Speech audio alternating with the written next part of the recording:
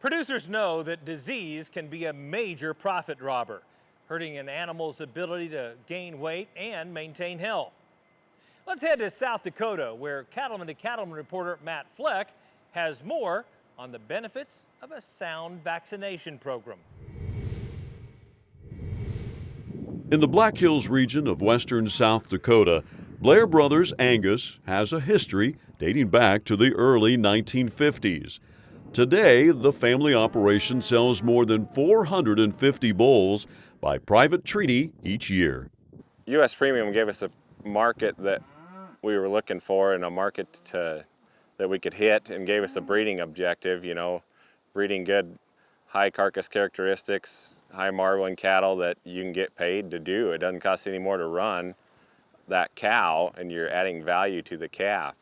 I mean, we've also kept the herd very maternal and focused on having really good cows for our environment, but we've also, bred for that marbling and bred for things that'll do well in the feed yard, that'll, feed and grade.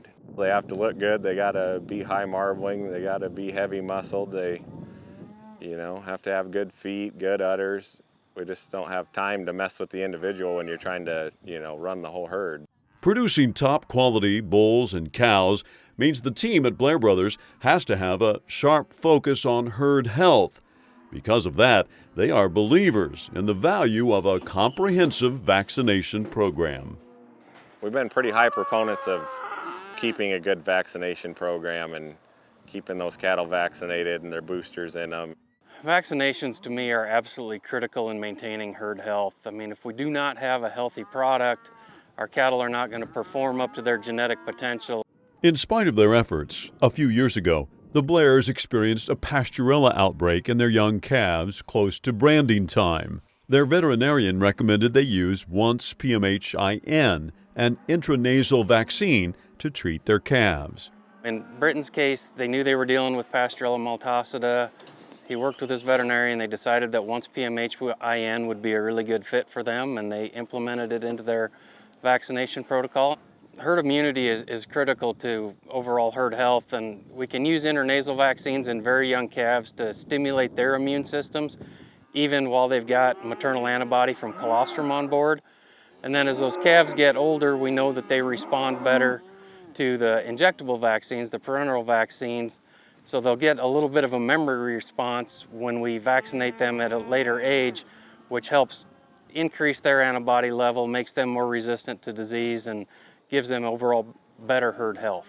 The value of the Blair Brothers vaccine program is clear. Even with a tough weather year in 2019, their calves stayed clear of any disease problems. And this winter was real tough. It was really cold, and then we got wet and had a ton of wet snow and kind of muddy conditions. And before the calves even got sick, we got them in and got that intranasal in them, and I think it really prevented a lot of sickness with all the wet, tough, muddy conditions that we had this spring.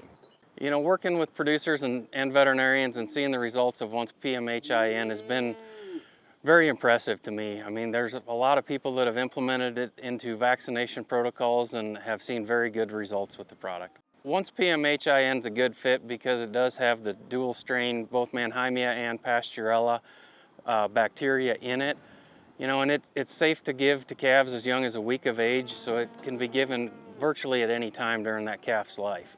Dr. Thompson says one of the keys to keeping a vaccination program working best and making sure calves stay healthy is regular consultation with a veterinarian.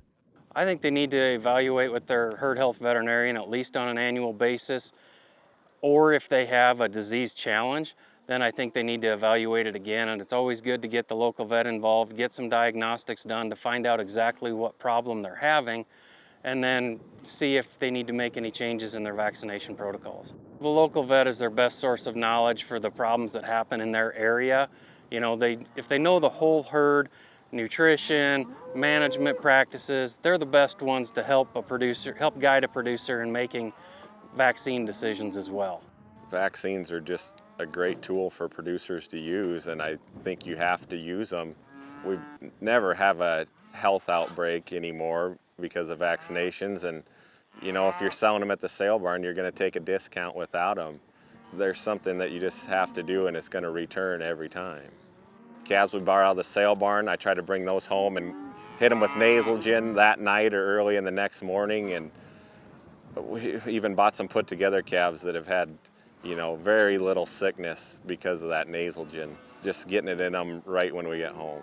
And like most everything else on the ranch, getting the most benefit from a vaccine program comes down to planning ahead and having a set protocol that delivers what the calf needs at just the right time.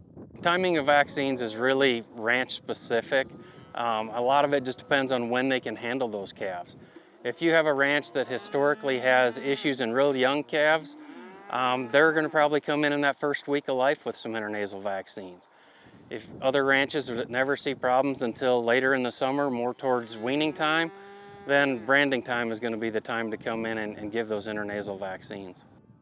A healthy calf's growing, going to put more pounds on, and just not having to go doctor anything all summer is a huge time savings, and have, you know, 0 death loss during the summertime is always a bonus. Reporting from South Dakota, I'm Matt Fleck for NCBA's Cattleman to Cattleman. For more information on Merck's full lineup of products, just visit their website, Merck Animal Health USA.com.